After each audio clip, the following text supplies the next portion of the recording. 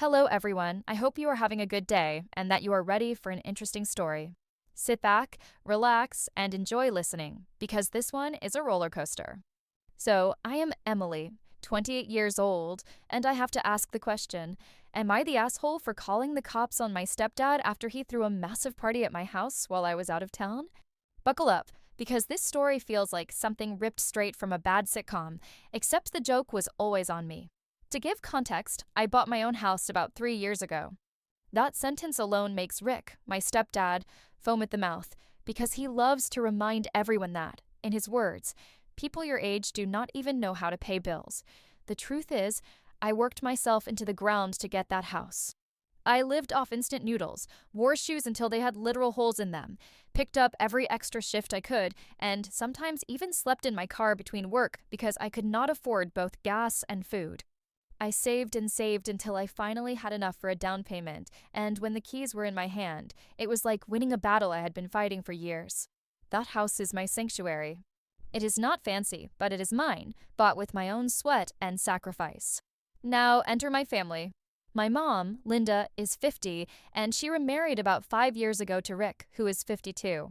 Rick and I never got along. From the beginning, he seemed to resent me. He would roll his eyes at my goals, call me uptight if I did not laugh at his crude jokes, and he loved to say, "You think you are better than everyone just because you got lucky with a house. Lucky?" I nearly destroyed my health to get that house. Meanwhile, his idea of financial success is flipping a broken lawnmower on Facebook Marketplace and bragging about making $20 profit like he is Warren Buffett. My mom has always been the peacemaker. She is one of those people who cannot stand conflict, so she usually just sides with Rick to keep things calm. Before Rick came into the picture, I was the one who stepped up when the family needed help. I babysat my younger cousins for free, chipped in for groceries when money was tight, even helped my mom pay bills. But after Rick arrived, suddenly I was the kid who does not know how the real world works. Never mind that I was paying my mortgage while he was still figuring out how to pay his credit card minimums. So last month, I had a 3-day work trip to Chicago.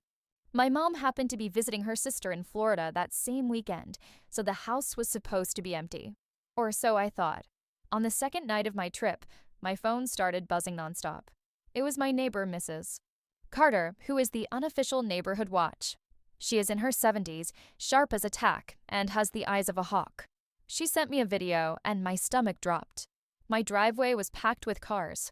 Music was blasting so loud it shook the camera. People were stumbling around, red Solo cups in hand, and I kid you not, one guy was literally peeing on my mailbox.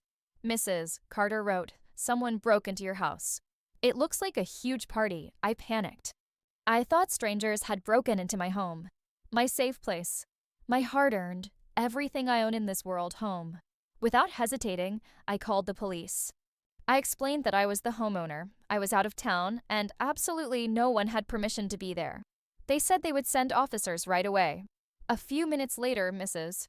Carter sent me another video, zoomed in this time, and that is when I saw him.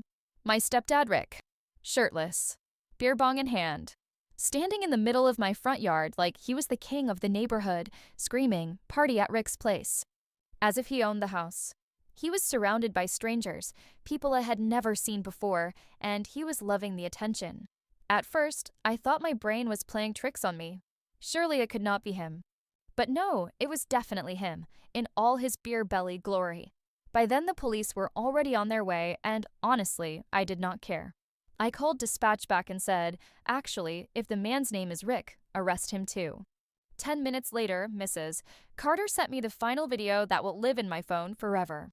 Rick, handcuffed on my lawn, yelling at the top of his lungs, this is not even her real house. She just got lucky.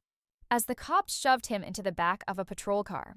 I was sitting in my hotel room in Chicago, laughing so hard I nearly choked on my sad little sandwich. But when I got home, the fallout was worse than I imagined.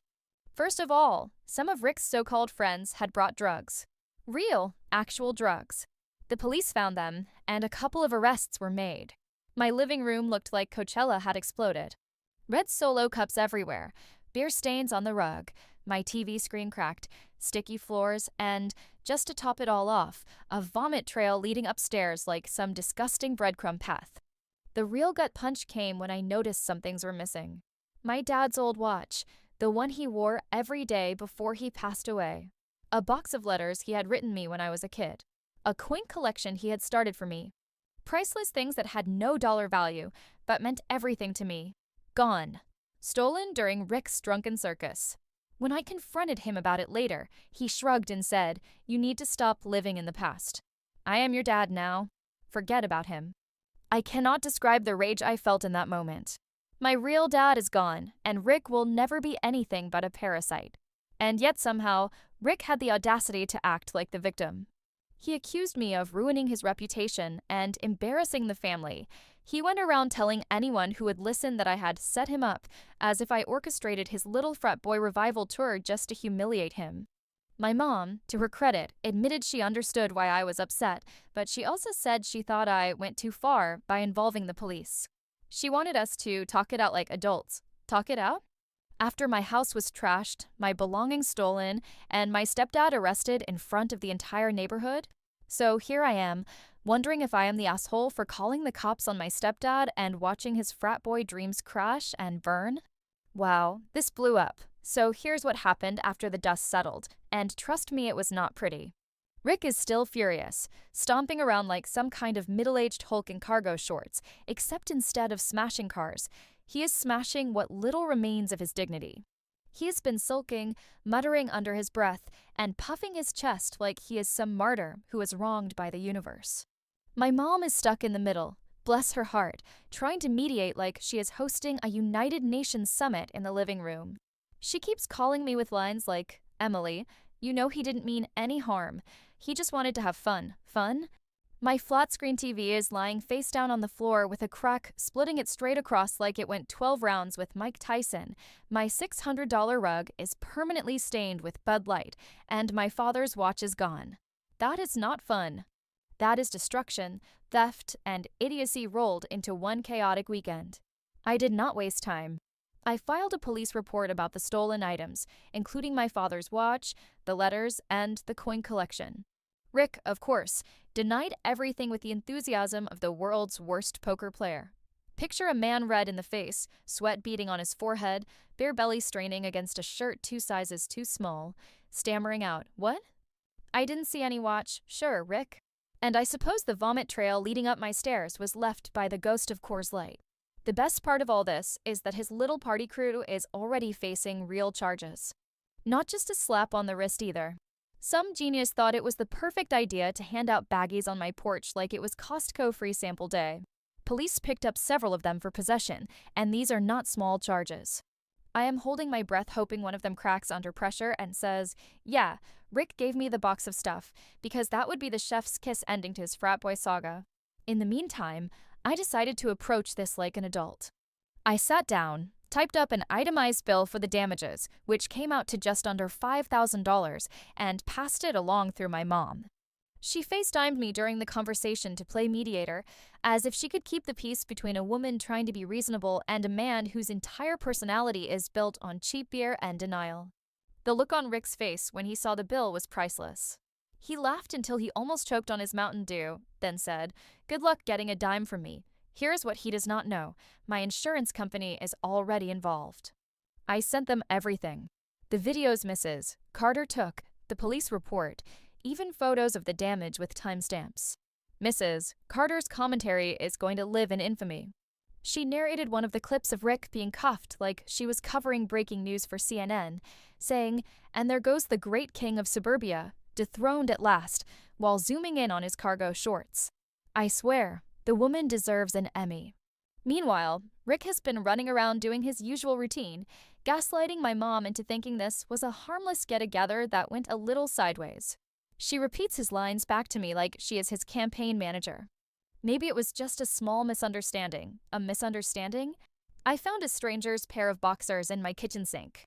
At what point does that count as a misunderstanding instead of an outright nightmare? And of course, Rick cannot stop playing the victim. He is telling everyone at his bowling league and anyone else who will listen that I set him up and ruined his reputation. His reputation? Sorry, but he ruined that himself the second he stood shirtless in my front yard screaming, "Party at Rick's place," while double-fisting cheap beer like he was auditioning for a reality show no one asked for. All I did was make the phone call that exposed him for who he really is. So here we are. Rick's pretending he's the wronged party, my mom is doing Olympic-level mental gymnastics to keep the peace, and I'm over here filing claims and waiting for karma to finish its job. So, I changed the locks. Best $200 I have ever spent. New deadbolts, a shiny new smart lock, and even reinforcement plates on the frames. The locksmith gave me a discount after I explained the whole situation, shaking his head like he had heard every family disaster under the sun. He chuckled and said, "Honey, I've seen this before." Never with a 52-year-old frat boy, though. Honestly, that line alone made the entire visit worth it. Rick's reaction was everything I expected and more. He went ballistic the moment he realized he no longer had access. He called me ungrateful, vindictive, and even selfish, which is hysterical coming from the man who treated my living room like a frat house bathroom. 2 nights later, my Ring camera caught the sequel performance I did not ask for. There was Rick, stumbling up to my porch in a windbreaker that had definitely seen better days, clutching a 6-pack like it was some sacred peace offering. He muttered to himself, "She'll come around." Spoiler, I did not. He started with a polite knock. Then he knocked again, louder. Then the knocking turned to banging. Finally, he tried the handle and froze when he realized it was not budging. That was the moment his ego shattered like the beer bottles he probably tripped over on the way up. He yanked out his phone and called my mom right there on the porch, screaming so loudly that the Ring mic picked up every single word. He shouted that I had locked him out of his own daughter's house. His daughter? The man has been in my life for 5 years, and the only legacy he has given me is secondhand embarrassment. My actual father gave me love, memories, and a coin collection. Rick gave me broken furniture, beer stains, and trauma. My mom tried to calm him down, bless her soul, but Rick leaned full tilt into a Shakespearean meltdown. He paced back and forth like Hamlet in cargo shorts, waving the 6-pack in the air as though it was Excalibur. He ranted about betrayal, family loyalty, and being disrespected in his own family. At one point, he even collapsed dramatically onto the porch steps, cracked open a beer, and shouted directly at the camera that if I kept pushing him away, I would regret it when he was gone one day. Honestly, the only thing I regret is that I did not order a confetti cannon to celebrate the day he finally packs up and leaves our lives. The neighbors witnessed every second of his tragedy. Mrs. Carter texted me mid-performance asking if I wanted her to spray him with the garden hose because she was already standing outside. The image of her in her floral gloves, garden hose in hand, ready to hose down a 52-year-old man-child almost made me spit out my coffee. Another neighbor walking his dog shouted across the street, telling Rick he was too old for this nonsense, then shook his head and walked away. It was pure chef's kiss suburban entertainment, and I almost feel guilty for not selling tickets. But here's the part that actually made me cry. The police managed to recover some of my father's coins from one of Rick's buddies. Not the whole collection, but enough that it felt like a piece of my dad had been handed back to me. When I held them in my hand, it was like holding onto something untouchable, something Rick could never ruin, no matter how hard he tried. The look on Rick's face when he realized I had gotten them back was priceless. He looked like someone had just told him Budweiser was going out of business. So now the locks are changed, the coins are back, and Rick is spiraling harder than a contestant on a washed-up reality show. So, big development. My mom finally admitted she's scared Rick might lose his temper. She called me late one night, her voice low like she was in some spy movie, whispering into the phone while Rick was in the next room drinking. She said he's been on a bender ever since his little handcuff cameo on my lawn, and that he has been ranting nonstop about me. According to her, his greatest heartbreak in life is that I destroyed his chance to be seen as the cool stepdad. Let me just pause here. Rick, you are 52 years old. You wear grass-stained New Balance sneakers. Your fashion sense is stuck somewhere between midlife crisis and discount rack dad, and you still brag about how you almost made varsity football back in high school. No teenager on this planet is sitting around wishing their stepdad would do keg stands and cargo shorts while screaming party time. The only person who thought Rick was cool that night was Rick. Well, Rick and maybe the guy who threw up on my staircase before collapsing like a walrus in heat. Mom said he actually whined to her that now everyone thinks he is some loser. I nearly choked when she told me that. Rick, you do not need me to destroy your reputation. You did that all by yourself the second you turned my home into a frat house and ended the evening in handcuffs on my lawn. People think you are a loser because you act like one. It is not some grand conspiracy against you. It is simply actions having consequences. What struck me most about that phone call, though, was how different my mom sounded. For the first time in forever, she was not defending him, she was confiding in me. She admitted that she regrets marrying him. Hearing her say those words felt surreal, like the sky had cracked open and the universe decided to throw me a bone. She said she ignored the red flags because he made her laugh, and she was lonely after my dad passed away.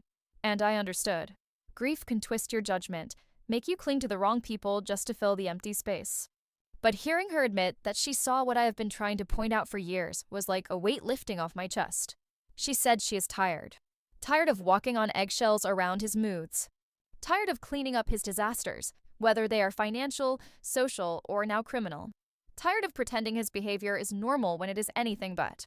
And for the first time, she did not sound like she was saying it because she wanted to placate me. She sounded like she believed it. She sounded like she was finally, actually, on my side. Meanwhile, Rick is still out there playing the victim to anyone who will listen. He has been telling his bowling league buddies that I have been out to get him since the day he met me. That is hilarious, because the only thing I have ever been out to get is a quiet, peaceful life in the home I worked my butt off to buy. He is the one who dragged me into a circus. Now he sits at bars, clutching a beer, ranting about how ungrateful kids these days do not respect family. Respect is earned.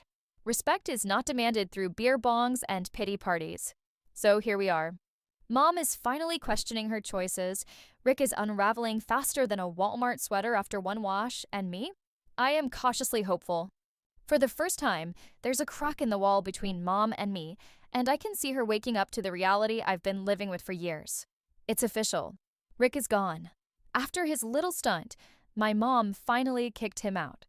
I did not have to lift a finger well, except for a few calls to the locksmith and insurance, but watching him scramble out of the house, muttering excuses and blame, was absolutely glorious. Apparently, he even tried to claim I had ruined his marriage on his way out, which made me laugh so hard I almost spilled my iced coffee. I mean, really? You threw a full-blown frat party in my house, broke my TV, left vomit trails like some kind of horror set, and somehow the problem is me? Classic Rick. He packed his stuff in a way that can only be described as a sad, half-hearted attempt at dignity. Mom, of course, changed the locks at her house too, just for good measure. Bye, Rick. Don't let the door hit you on your way to unemployment. For the first time in years, my home feels like mine again. Quiet. Peaceful. No drunken, shirtless man yelling in the yard, no random people trespassing, no stress-induced migraines from wondering what new disaster awaits. I installed a brand new security system, swapped out every lock, and even added a few cameras for fun just in case some fool thinks my front yard is a tailgate parking lot again. The insurance company covered most of the damage, hallelujah, and I replaced the TV, the rug, and a handful of other things Rick thought he could destroy for fun. It is not perfect. There are still missing items from my dad, like the watch, letters, and some coins, but holding on to the pieces I do have and the memories they represent feels like reclaiming a part of my life that Rick tried to stomp on and break. Every coin, every letter, every memory I saved feels like a tiny victory over his chaos. Rick? He is officially blocked everywhere. Phone, email, social media hell. If he tried carrier pigeon, he would be ignored. To me, he is a closed chapter. A bad chapter 1 am finally able to flip past. No more frat boy chaos, no more fake dad nonsense, and no more excuses. Just me, my house, and finally full control over my front yard, my living room, and my sanity. I even celebrated with Mrs. Carter, the unofficial neighborhood watch hero, who came by with cookies and a grin, admitting she may have rigged a sprinkler surprise for Rick last week. God bless her. That woman is a legend, and her support during this entire circus has been priceless. The moral of the story is loud and clear. Your home is your castle. No one not a fun-loving stepdad, not some sloppy adult frat boy gets to treat it like a free playground.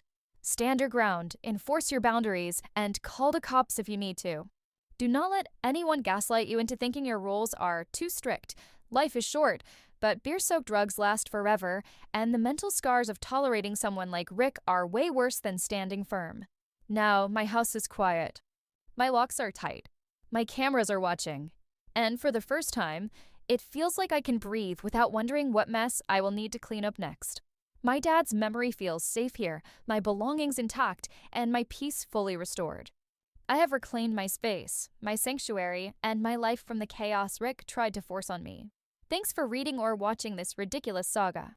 It has been a wild ride full of chaos, cops, beer bongs, porch meltdowns, and all the absurdity a grown man can pack into 3 days. But sometimes, the most satisfying victories come in the form of handcuffs, new locks, and finally reclaiming your peace. Bye for now, Reddit and YouTube fam. Stay safe, guard your TV, protect your rugs, and never underestimate the power of a woman defending her castle.